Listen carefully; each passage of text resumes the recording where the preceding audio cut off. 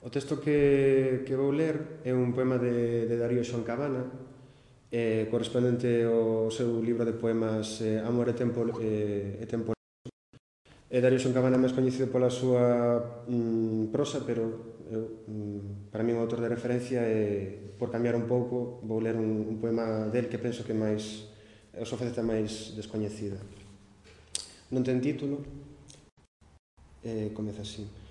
Cando 70 invernos na túa frente caben fondos agravios e regañas, cando leves escritas polas cañas a traxedia do tempo disciplente, cando o curso dos anos che amolente a preciosa dureza das entrañas, cando mesmo calvexen as marañas que son coroa ao monte máis ardente, cando a morte se pouse nos teus ombros e todo sexa un resoar de escombros e ruína certísima da rosa,